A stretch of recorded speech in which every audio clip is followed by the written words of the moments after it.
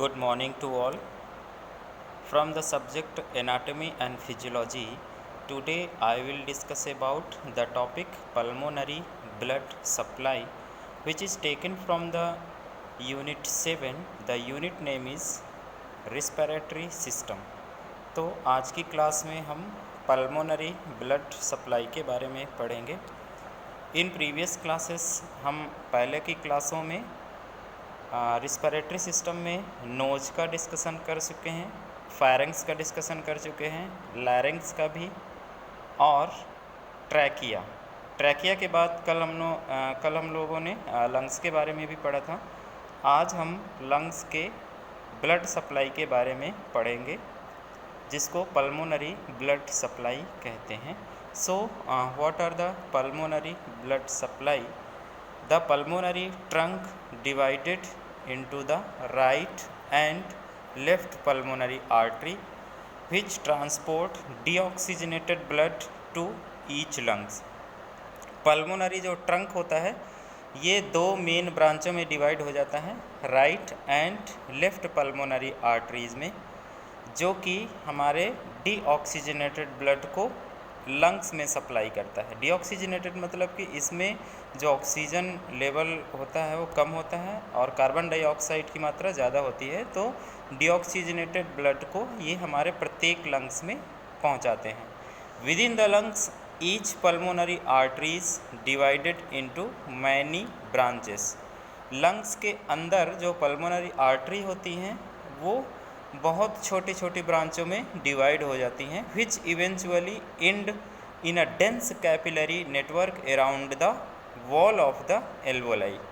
तो ये जो छोटी छोटी ब्रांचें होती हैं तो ये एक घना जाल, सघन जाल जिसको बोल सकते हैं, तो ये डेंस कैपिलरी नेटवर्क कहलाता है। मतलब ये एक बहुत छोटी छोटी कैपिलरी का नेटवर्क बनाता है जो हमारी एल्वोलाई होती है। अभी हम पिक्चर के माध्यम से बताएंगे।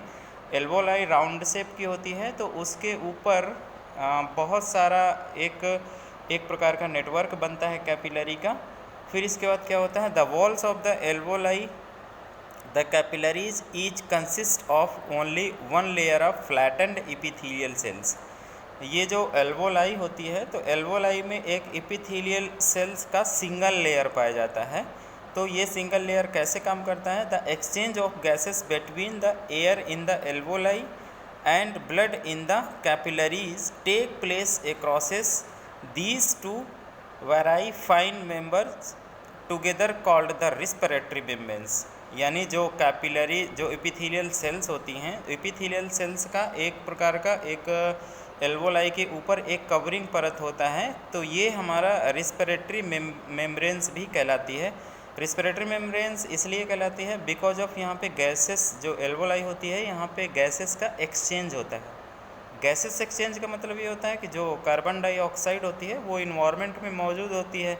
जैसे ही हम सांस लेते हैं तो 21% जो हमारा ऑक्सीजन्स होता है तो वो हमारे एल्वोलाई से होकर के हमारे ब्लड में पहुंचता है, और ब्लड में जो कार्बन डाइऑक्साइड होता है वो एल्वोलाई से डिफ्यूज़ होकर के लंग्स से होकर के वापस इन्वायरमेंट में चला जाता है। इसीलिए इसको रिस्पिरेटरी मेम्ब्रेन भी कहते हैं। तो ये लंग्स का सबसे लास्ट वाला पोर्शंस होता है जिसको एल्वोलाई कहते हैं। तो एल्वोलाई में डेंस कैपिलरी नेटवर्क होता है ऊपर की ओर से, वहाँ से ब्लड सप्लाई होती है और इसके बाद इस जगह से एल्वोलाई से गैसेस एक्सचेंज होने लगती हैं। देन आफ्टर क्या होता है, the pulmonary capillaries join up. जो पल्मोनरी कैपिलरीज होती हैं तो ये ऊपर जा कर के आपस में जॉइंड होती हैं, फॉर्मिंग टू पल्मोनरी वेन्स। तो जो पल्मोनरी कैपिलरीज होती हैं ये आपस में जॉइंट होकर के दो पल्मोनरी वेन्स का निर्माण करती हैं इन ईच लंग, यानी प्रत्येक लंग्स में पल्मोनरी वेन्स का फॉर्मेशन होता है। They leave the lungs at the hilum and carry oxygenated blood into the left atrium of the heart. जैसे ही रिस्पिरेटरी जो मेम्ब्रेन्स होती हैं तो वहाँ से गैसेस एक्सचेंज हो जाता है। गैसेस एक्सचेंज होने के बाद ये जो पल्मोनरी वेन्स होती हैं तो ये आपस में एक जॉइंट बनाती हैं, जिसमें से ऑक्सीजनेटेड ब्लड हो करके हमारे लेफ़्ट एट्रियम तक पहुंचता है। इसको अभी हम पिक्चर के माध्यम से भी समझेंगे। The innumerable blood capillaries and blood vessels in the lungs are supported by the connective tissue. जितना भी डेंस ऑफ कैपिलरी नेटवर्क होता है तो ये कनेक्टिव टिश्यू के सपोर्ट में रहता है। ये एक पिक्चर है जिसमें ये दिखाया गया है कि पल्मोनरी ब्लड सप्लाई कैसे होता है, तो इसके माध्यम से हम समझने की कोशिश करेंगे। सबसे पहले इसका ग्रॉस स्ट्रक्चर देखिए कि इस पल्मोनरी सप्लाई के आसपास में सराउंडिंग एरिया में और क्या क्या पाए जाते हैं। ये यहाँ पे सबसे टॉप में देखिएगा, ये ट्रैकिया होता है, यहाँ पे ये ट्रैकिया है। फिर देन आफ्टर एक लंग्स होते हैं, लंग्स के अलग अलग लोब भी दिखाए गए हैं। ये सुपीरियर लोब है और ये मिडिल लोब है और इसके बाद ये इन्फीरियर लोब है। देन आफ्टर दूसरे वाले लंग्स पे ये सुपीरियर लोब होता है और ये इन्फीरियर लोब। ये तो हमारे लंग्स के लोब्स होते हैं। इसके अलावा अब हम बात करेंगे पल्मोनरी ब्लड सप्लाई की। तो सबसे पहले जैसे कि सर्कुलेशन में आपको बताया भी गया था कि जो डीऑक्सीजनेटेड ब्लड होता है तो वो सुपीरियर वेना कावा और इन्फीरियर वेना कावा से होकर के कहाँ पे पहुँचता है, राइट एट्रियम। ये वाला जो राइट एट्रियम होता है और ये हमारा इन्फीरियर वेना कावा है और ऊपर की ओर ये सुपीरियर वेना कावा। तो इन दोनों से ब्लड हमारा डीऑक्सीजनेटेड ब्लड राइट एट्रियम में पहुँचता है। राइट एट्रियम से ब्लड होकर के राइट वेंट्रिकल्स में पहुंचता है। ये जैसे आप देख रहे हैं यहाँ पे, तो राइट वेंट्रिकल्स में पहुंचेगा। देन आफ्टर ये जो डीऑक्सीजनेटेड ब्लड होता है तो left and right pulmonary arteries, यहाँ पे देख रहे होंगे ये दोनों लंग्स के लिए ये जो यहाँ पे आर्टरी दी हैं यहाँ पे और ये, तो यहाँ पे left and right pulmonary arteries होती हैं। इन आर्टरी से होकर के दोनों लंग्स पे हमारा डीऑक्सीजनेटेड ब्लड जाता है। जैसे ही डीऑक्सीजनेटेड ब्लड हमारे लंग्स में पहुंचता है तो वहाँ पे सबसे जो फाइन नेटवर्क होता है जिसको डेंस नेटवर्क, जो कि हमारे एल्वोलाई के ऊपर पाया जाता है, तो ये डीऑक्सीजनेटेड ब्लड हमारे एल्वोलाई पे पहुंचता है। एल्वोलाई हमारे 15 से 16 पेयर्स होते हैं एक अंगूर के गुच्छे की तरह। वो लगभग हमारे जैसे राउंड सर्कल में हम दिखा रहे हैं, जैसे ये हमने लेफ़्ट में और राइट में, तो ये कैपिलरीज जो डेंस कैपिलरी नेटवर्क होता है एल्वोलाई का, तो वो लंग्स के इनसाइड में पाया जाता है। फिर इसके बाद क्या होता है कि जैसे ही हमारा डीऑक्सीजनेटेड ब्लड एल्वोलाई पे पहुंचेगा तो एल्वोलाई में जो रेस्पिरेटरी मेम्ब्रेन्स होती हैं वहाँ से हमारे जो एयर्स होती है, तो यानी जो ऑक्सीजनेटेड ब्लड होता है, डीऑक्सीजनेटेड ब्लड, तो वो ऑक्सीजनेटेड ब्लड में चेंज होता है। तो यानी यहाँ पे गैसेस का एक्सचेंज होता है एल्वोलाई पे।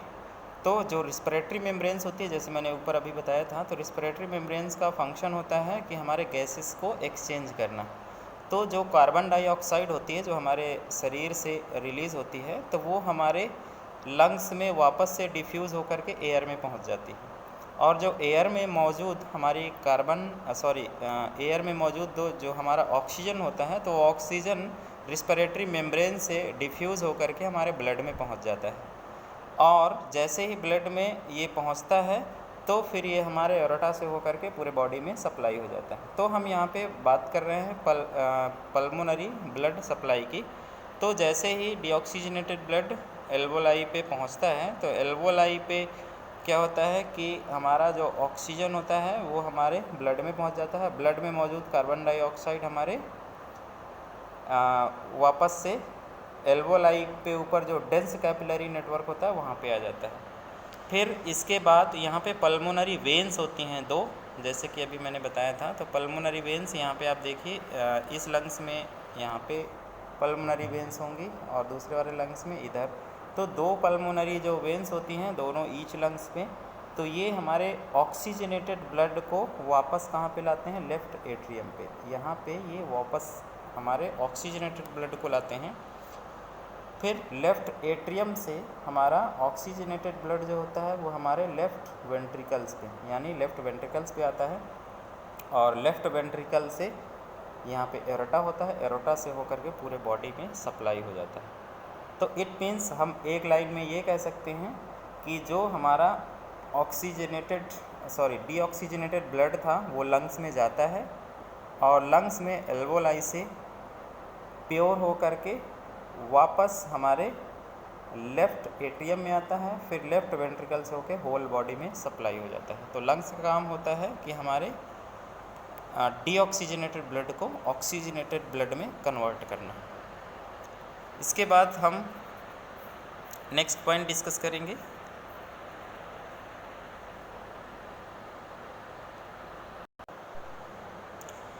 ये जो पिक आप फ्रंट में देख रहे हैं तो ये एक एल्वोलाई का डेंस कैपिलरी नेटवर्क का पिक है। तो इस पिक के माध्यम से समझेंगे कि हमारा जो रिस्पिरेटरी मेम्ब्रेन्स होती हैं वो कैसे वर्क करती हैं और जो डीऑक्सीजनेटेड ब्लड होता है तो वो ऑक्सीजनेटेड ब्लड में कैसे कन्वर्ट होता है। तो हम इस पिक्चर के माध्यम से समझेंगे। सबसे पहले आप इसका सपोर्टिंग स्ट्रक्चर देखेंगे। ये जो सबसे टॉप पे है ये यहाँ पे पोर्शन देख रहे हैं, ये रिस्पिरेटरी ब्रोंक्यूल्स होती है। तो what are the bronchus, what are the bronchioles, हम इसी क्लास में आगे अभी डिस्कस करेंगे। तो ये रिस्पिरेटरी ब्रोंक्यूल्स होती है और ये जो हमारे यहाँ पे देख रहे हैं यहाँ पे स्मूथ मसल्स होती हैं जो कि हमारे जो रिस्पिरेटरी ब्रोंक्यूल्स होती हैं उनको सपोर्ट करती हैं। देन आफ्टर वेन्यूल्स होती हैं जो छोटी छोटी वेन लाइक स्ट्रक्चर्स है, तो ये यहाँ पे होती हैं वेन्यूल्स ये। देन आफ्टर आर्ट्रियोल्स, ये फ्रॉम पल्मोनरी आर्टरीज, ये जो आर्ट्रियोल्स है जो डीऑक्सीजनेटेड ब्लड लेके आती है। फिर इसके बाद ये जो एल्वोलाई के ऊपर जो येलो येलो से ये दिख रहे हैं ये इलास्टिक फाइबर्स होते हैं जो कि एल्वोलाई के नेटवर्क को सपोर्ट करते हैं। तो आप यहाँ पे ये जितनी भी कैपिलरीज देख रहे होंगे, ये जितनी भी रेड या ब्लू जितनी भी कैपिलरीज देख रहे हैं तो ये सारा का सारा एल्वोलाई के ऊपर एक फैला हुआ डेंस कैपिलरी नेटवर्क होता है। अब समझते हैं कि डीऑक्सीजनेटेड ब्लड को ऑक्सीजनेटेड ब्लड में ये एल्वोलाई कैसे कन्वर्ट करते हैं। तो सबसे पहले पल्मोनरी, ये जो आर्टरी होती है ब्लू कलर की आप देख रहे हैं यहाँ पे, तो पल्मोनरी आर्टरी से हमारा डीऑक्सीजनेटेड ब्लड होकर के आता है। तो ये कहाँ से आता है? पल्मोनरी आर्टरी से। तो पल्मोनरी आर्टरी से जैसे कि आप देख रहे होंगे जो आप एल्वोलाई होती है तो एल्वोलाई आधा ब्लू कलर का है और हाफ पोर्शन है हमारा जो रेड कलर का है। तो जो जैसे ही हमारा पल्मोनरी आर्टरी से डीऑक्सीजनेटेड ब्लड आता है तो रिस्पिरेटरी मेम्ब्रेन्स क्या करती हैं कि हमारे जो डीऑक्सीजनेटेड ब्लड आएगा तो वहाँ से ऑक्सीजनेटेड ब्लड में कन्वर्ट होने की प्रोसेस स्टार्ट हो जाती है। तो डीऑक्सीजनेटेड ब्लड जैसे ही आता है तो हमारा क्या होता है कि रिस्पिरेटरी मेम्ब्रेन्स वर्क करने लगती है। तो जो हमारा बॉडी में मौजूद कार्बन डाइऑक्साइड होता है तो वो डिफ्यूज़ होकर के हमारे रिस्पायरेशन से बाहर हो जाता है और उसके अलावा जो हमारा ऑक्सीजन लेवल होता है तो वो हमारा रिस्पिरेटरी मेम्ब्रेन से होकर के ऑक्सीजन जो होता है तो हमारे ब्लड में पहुंच जाता है। तो ऑक्सीजन ब्लड में जैसे ही पहुंचता है तो ये एक डेंस कैपिलरी जो नेटवर्क बनाते हैं तो ये ज्वाइंट होकर के एक प्रकार का ये पल्मोनरी वेन्स बनाते हैं। तो ये जो रेड कलर एल्वोलाई के ऊपर देख रहे होंगे तो ये पल्मोनरी वेन का है। तो एक छोटे छोटे एक प्रकार का पल्मोनरी वेन्स बनाती हैं। पहले वेन्यूल्स होते हैं, बहुत छोटे छोटे वेन्यूल्स होते हैं। ये यहाँ पे देख रहे हैं कैपिलरी नेटवर्क के ऊपर, तो इसमें ये छोटे छोटे वेन्यूल्स हैं जो आपस में मिल करके एक वेन बनाती हैं जो दो पल्मोनरी वेन बनाती हैं। तो फिर ये जो रेड कलर का आप यहाँ देख रहे हैं तो ये पल्मोनरी जो आगे जा कर के पल्मोनरी वेन्स बनता है और यहाँ से ब्लड जो हमारा ऑक्सीजनेटेड हो जाता है और ये हमारा ब्लड पहुंचता है हार्ट में, लेफ़्ट एट्रियम में, फिर इसके बाद लेफ़्ट वेंट्रिकल में, इसके बाद एरोटा से होकर के पूरे बॉडी में सप्लाई हो जाता है। तो ये था हमारा एक एल्वोलाई और एल्वोलाई के ऊपर फैला हुआ डेंस कैपिलरी नेटवर्क और रिस्पिरेटरी मेम्ब्रेन का आपस में कोरिलेशन, जिसकी वजह से हमारा जो डीऑक्सीजनेटेड ब्लड कैसे ऑक्सीजनेटेड ब्लड में कन्वर्ट होता है। अब इसके बाद हम डिस्कस करेंगे ब्रोंकाई एंड ब्रोंकियोल्स। तो what are the bronchi and what are the bronchioles, आज हम स्ट्रक्चर के बारे में पढ़ेंगे और कल की क्लास में ब्रोंकाई एंड ब्रोंकियोल्स का क्या क्या फंक्शन होता है इसके बारे में पढ़ेंगे। तो what are the bronchi and bronchioles, the two primary bronchi are formed when the trachea divided at the level of the fifth thoracic vertebra. पांचवी जो थोरैसिक वर्टिब्रा होती है तो लगभग इसी लेवल पे जो हमारा ट्रैकिया होता है तो ये हमारे दो पोर्शन में डिवाइड होता है। तो जैसे ही दो पोर्शन में डिवाइड होता है उसको बोलते हैं प्राइमरी ब्रोंकाई। अभी हम इसको पिक्चर के माध्यम से भी समझेंगे, जैसे कि ये सामने पिक है 10.17। तो आप यहाँ पे देखेंगे एक एक करके। सबसे पहले ये वाला पोर्शन देखिए, ये ट्रैकिया है। ट्रैकिया के बाद ये कैरिना पोर्शन होता है। ये यहाँ पे जो कैरिना होती हैं तो कैरिना के पास में ही ये अबाउट फिफ्थ थोरैसिक वर्टिब्रा से ये जो पोजीशंस हैं, यहाँ पे हम राउंड सर्कल में करके आपको दिखा रहे हैं। ये पोजीशन जो राउंड सर्कल में अभी मैंने दिखाया, तो इस पोजीशंस में क्या होता है कि इस जगह से हमारा दो पोर्शन में हमारा जो ट्रैकिया होता है वो डिवाइड हो जाता है। एक हमारे राइट लंग में सप्लाई करता है और दूसरा हमारे लेफ़्ट लंग पे सप्लाई करता है। तो दो पोर्शन में जैसे ही डिवाइड होता है तो उस पोर्शन में डिवाइडेशन के जस्ट बाद के पोर्शन को हम प्राइमरी ब्रोंकस कहते हैं। ये यहाँ पे देखिए, ये प्राइमरी ब्रोंकस है। ये यहाँ पे देखिए, ये प्राइमरी ब्रोंकस है, ये जो एक लंग पे सप्लाई करेगा, और ये भी एक प्राइमरी ब्रोंकस है जो दूसरे लंग पे सप्लाई करता है। फिर इसके बाद अगर हम बात करेंगे तो passes for the air conduction, ये जो ट्रैकिया होता है तो ये हमारे जो दो प्राइमरी ब्रोंकस में डिवाइड होता है। फिर इसके बाद लोअर ब्रोंकस कहलाते हैं। ये जो पोर्शन होता है, जो और छोटे छोटे नेटवर्क होते हैं, लोअर ब्रोंकस कहलाते हैं।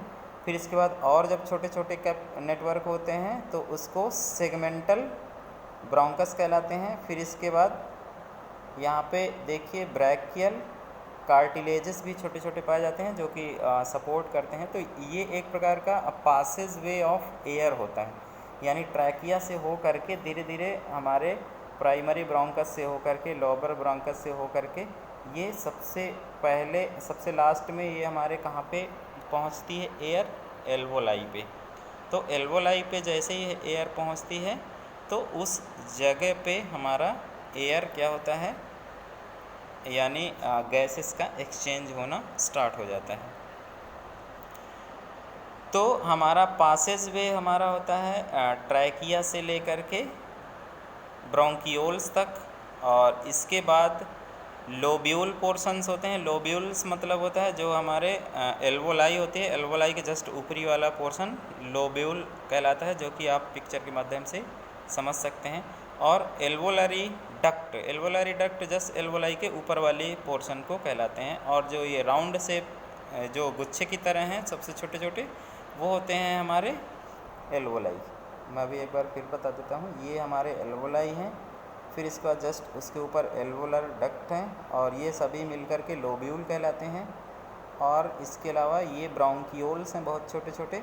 तो इन जगहों से एयर होके जाती है, और एल्वोलाई में जो डेंस कैपिलरी नेटवर्क होता है वहाँ से एयर फिल्टर होती है, यानी गैसेस का एक्सचेंज होता है।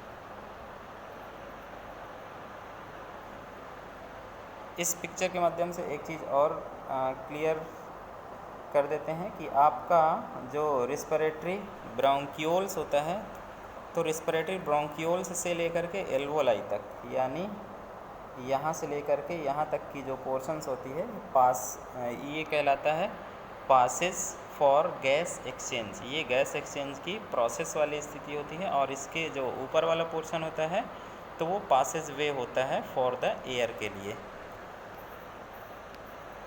नेक्स्ट ब्रोंकस के बारे में डिस्कस कर रहे थे। तो ब्रोंकस क्या होता है, ब्रोंकियोल्स क्या होते हैं, इसके बारे में हम एक एक पॉइंट बता देते हैं। The right bronchus. सबसे पहले राइट ब्रोंकस के बारे में बताएंगे। दिस इज़ द वाइडर, जो राइट ब्रोंकस होता है ये थोड़ा चौड़ा होता है, शॉर्टर यानी छोटा भी होता है, and more vertical than the left bronchus and therefore more likely to become obstructed by inhaled foreign bodies. ये थोड़ा वाइड तो होता है लेकिन ये थोड़ा शॉर्ट भी होता है, शॉर्टर भी होता है। तो जब कोई बेबी या फिर जब कोई फॉरेन ऑब्जेक्ट इनहेल कर जाता है तो वो एक इसी लंग्स में यहाँ पे कोई भी फॉरेन बॉडी फंस जाती है। It is approximately 2.5 centimetre long. ये लगभग कितना होता है, 2.5 सेंटीमीटर लंबा होता है। After entering the right lungs the hilum it divided into the 3 branches, 1 to each lobe. Each branches then subdivided into the numerous smaller branches। यानी 2.5 सेंटीमीटर लगभग अप्रॉक्स ये लंबाई होती है, और इसके बाद जैसे ही ये लंग्स में इंटर करता है तो 3 पोर्शन में डिवाइड हो जाता है। तीनों पोर्शन एक एक लोब पर एयर की सप्लाई करते हैं। इसके बाद जो ईच ब्रांच होते हैं, जो लोब में सप्लाई होने के बाद फिर ये सब डिवाइड हो जाते हैं। सब डिवाइड मतलब ये और छोटे छोटे माइनर ब्रांचेस में डिवाइड हो जाते हैं।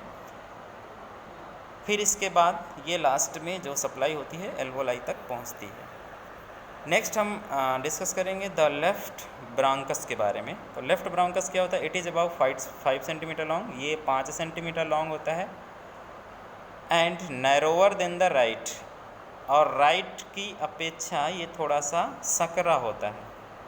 इसके बाद आफ्टर एंटरिंग द लंग्स, जब ये लंग्स में इंटर होता है, eight the hilum it divided into the 2 branch. जैसे ही लंग्स में इंटर होता है तो ये मेन दो ब्रांच में डिवाइड हो जाता है, और दोनों ब्रांच ये प्रत्येक लोब पे एयर की सप्लाई करती है। विच ब्रांच देन सब divided into the progressively smaller airway. फिर इसके बाद ये जो ब्रांचें होती हैं वो और छोटे छोटे स्मॉलर एयरवे में डिवाइड होती हैं with in the lung substances, यानी लंग्स के अंदर ये और छोटे छोटे ब्रांचों में डिवाइड हो जाती हैं। तो आज की क्लास में सिर्फ इतना ही डिस्कस करेंगे। आज की क्लास में जो हमने डिस्कस किया वो था हमारा pulmonary blood supply. Pulmonary blood supply कैसे होती है उसका डिस्कशन किया है। देन आफ्टर हमने ब्रोंकस एंड ब्रोंकियोल्स के बारे में पढ़ा है। कल हम इनका फंक्शन के बारे में पढ़ेंगे। So thank you.